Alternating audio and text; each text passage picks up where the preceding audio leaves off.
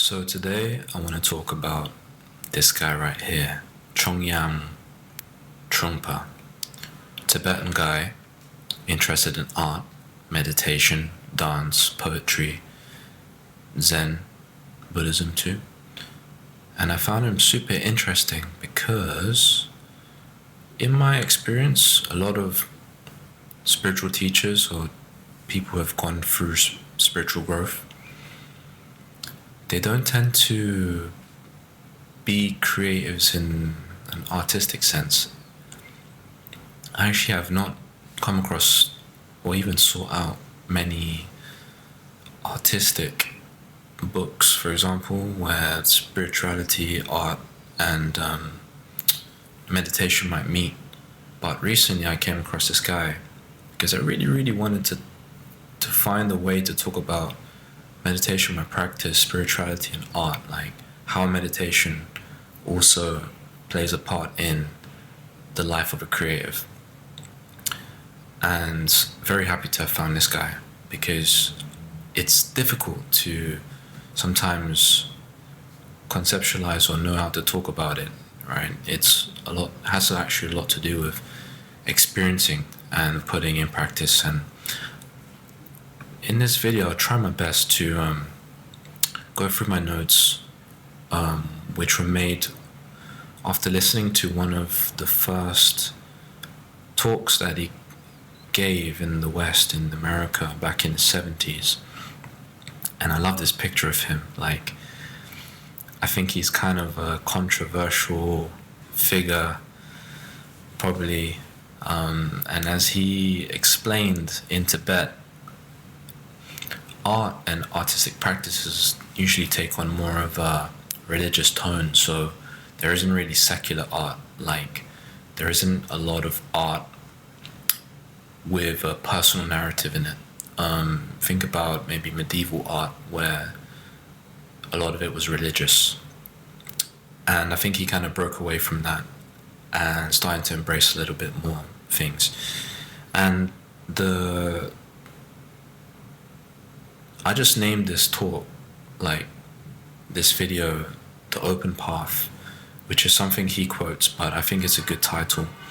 And I kind of like tried to add my own experiences into some of the analogies that he gives in a little bit further on. But we'll start off by seeing what he says. So he starts off by saying, and makes those questions like, what happens when people are taken out of their comfort zone? Usually we feel insecure, right? There's a lot of insecurity. And when we're in an unfamiliar territory, it can be quite unsettling at times, right? Okay, we've all felt this way before. And it can leave us feeling incomplete, right? There's a sense of incompleteness when we're not addressing the totality of our being or being completely ourselves, right? And he gives the analogy of the moon and saying that most of us are like the crescent moon, where we have just one half, it's not complete, but there's also this section of us which we're not addressing. And then instead he says we should actually look for a sense of completeness like the full moon. That's where we're going to lead to. And I really like that analogy. And then he goes on to saying, how this is usually it feels like there's a threat to our sanity and our way of life. Usually if people push us into corners or out of our comfort zones, etc. But we actually need to explore these mysterious corners. We need to explore them because they actually hold new dimensions of discovery, right? Even though there's a potential to discover something horrifying or shocking, there's still a lot of discovery that we can discover. So, for example, I always remember the first time I, started to get into a bit more into esoteric books, right? The occult, magic, mysticism, all of that stuff, right? And I remember going into the bookshop and just like being really afraid to go and look at all these books. And I remember buying this book in the bookshop in Treadwell's in London, and like everything was scary up until the point where I read the book, read it inside, and I realized actually, it's kind of like science. There's a lot of technicalities, and they talk about astrology, and they talk about natural sciences and all these things, right? And I realized that a lot of my conditioning was through maybe parents or family and just how I'm brought up. So there's like a layering to all of these things. So that's my example of a dark corner to go through. And then he goes on to say, fear of the unknown arises because we have to constantly put in effort to maintain the stability we have found. However, even the act of maintaining this stability eventually throws us into the unknown. So what he's talking about here is we're always putting energy into things and always having to maintain something, right? And in this case, we're trying to maintain what we believe to be stable and continuous. And then he starts talking about the ego. Now, for me, the ego is like I go, has a lot to do with who you think you are, who I think I am. And he says the ego can survive and contain itself by defending against unknown territories. It seeks something warmer, more comforting, and homely. It's like an urban settlement compared to a rural one. So basically he's saying that this false sense of self that we have, this ego, is very good at surviving and containing itself. And comparing it to urban settlement is like we have everything we need. We have the shops that we need, that we like. We have, the cafe down the road. We have this and that, and it suits us, and we know they're there, right? But in a rural setting, maybe we have to work a little bit harder. We need to make something like for ourselves, or kind of go with the flow of nature, and etc., etc. Then he goes on to say the paranoid ego, right, seeks reassurance and goes to extreme efforts to maintain security at any cost. It becomes defined by profession, for example. So for me, it was like, I am an artist. And then the fear of what will happen if we don't pursue an artistic endeavor. So I'm an artist, and then if that's challenged, then my false sense of self is challenged, right? And I go through all kinds of pains and discomforts. And I see this also, give the example of when people say I can't draw, or I can't do certain things. It's like they're living in a limited belief, right? They're limiting their beliefs in themselves instead of exploring this unknown corner that might actually reveal that they're actually quite good at drawing, just to give an example.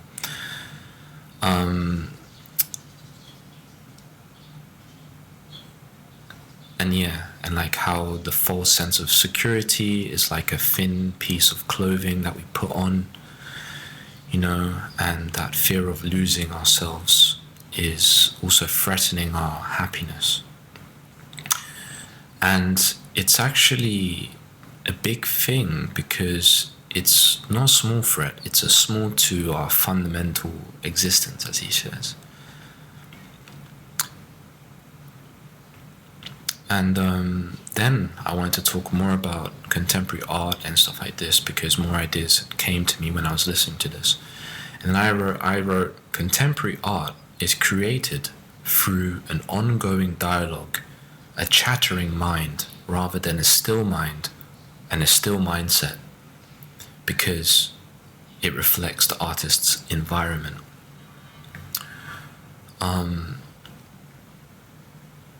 And then he goes on to talk a little bit more about the ego and how a lot of us, we don't even admit it, but we're kind of paranoid and self-conscious, right? And self-consciousness is kind of like a cloud of uncertainty that we don't really know what the self is, right? We're always constructing things for ourselves continuously, and we don't really know if there's particular ground that we stand on, right? We're creating ground for ourselves, we're creating things, and sometimes they break away, etc., etc. And yeah, how we need to uncover and also accept these secret and private parts of ourselves. So, for example, in my artistic practice, I found that the approach is better if I have an open mind and like not knowing what will come about. So I'll try to be a little bit more spontaneous and intuitive in my actions. For example, in the moving, just moving the pencil around on the page. In my own experience, I found that's a lot more intriguing if I approach it in that way instead of going into things with a clear idea. Because if I allow kind of things to come to me, I'm surprised and like intrigued by the narratives and things that pop up. Literally, they pop up on the page as I'm drawing and doing these things. And then he goes on to talk about, so Chogyam Trungpa starts to talk about Buddhism and some concepts as well. He says, the absence of self, the unknown territory, is referred to as the experience of shunyata. And in Buddhist tradition, shunyata means emptiness and openness, which some people, especially even in the Buddha's time, found quite bewildering when he had mentioned this to him. And it was also called the lion's roar, I believe. And personally, I've also found this concept to be seen in ancient Kemetic, which is Egyptian, cosmology, where you have Amun or Amen, which is seen as like the subjective realm, from which all things come from, and it's this sense of openness, right? This subjective openness, which all things come from, like the white of the paper, just as an example, maybe. So, he says, in practice, whether in meditation or art, we are not trying to live as me, myself, my ego, but instead, we aim to discover the no man's land, or subjective realm, right, of the Metuneta of the Egyptian cosmology. Because this no man's land is a fertile ground that contains both positive and negative aspects. So positive, negative could be subjective, objective, yin and yang, hot and cold, passive, active, yeah. And then Chogyam discusses the concept of zero, the number zero, and how zero is nothing in itself, right? But within it, everything is contained. You need zero for all the other numbers, 1, 2, 3, 4, etc., etc. And it's the same way with this no man's land, as he refers to it, or this aspect of shunyata. So then he says, the spiritual practice from a Buddhist perspective is not about seeking exotic spiritual trances or pleasures. It is about transcending relative situations, right? So maybe everyday kind of stuff.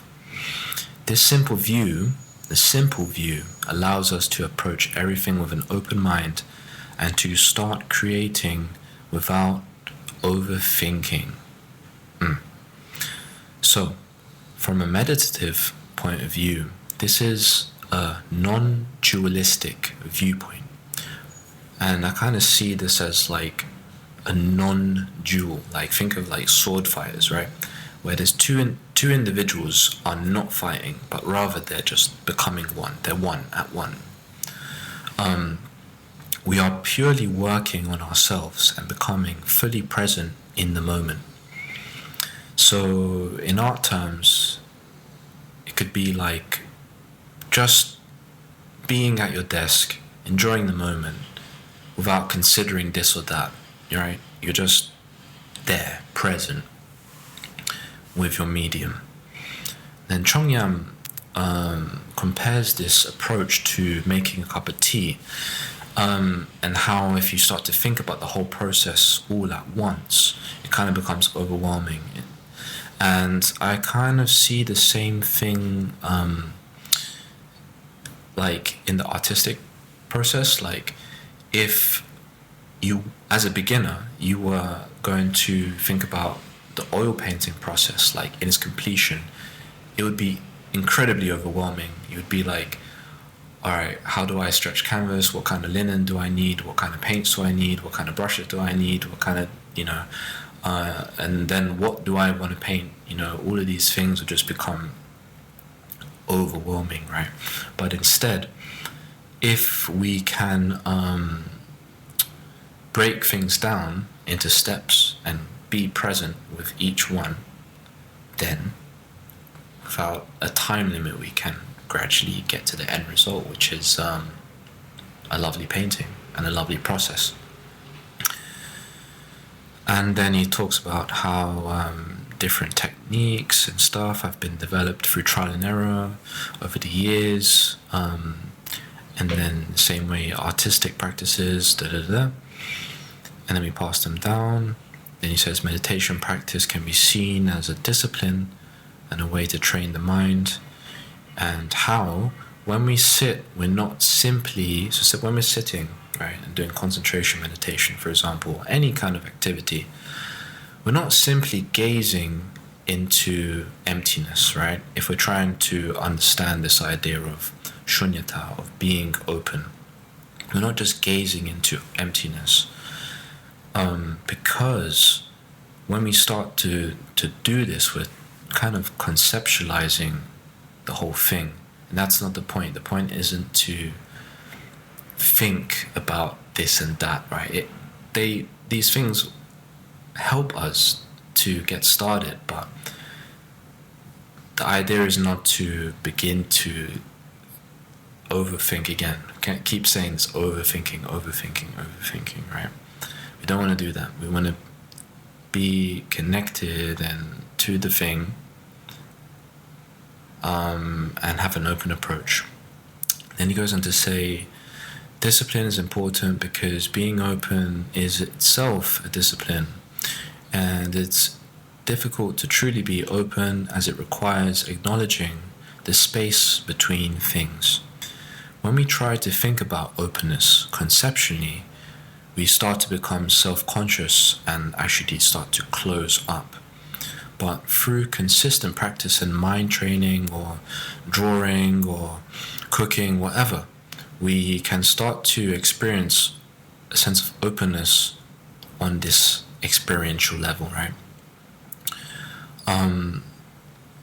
So then he goes on to say the techniques associated with openness are related to simplicity. Okay? By making everything simple rather than complicated, we develop a spacious relationship to the thing. This can be achieved through focusing on the breath, or even through walking meditation. And for an artist, it could be simplifying your process. So, for example, for me, just piece of paper, pencil, pen, that's it, right?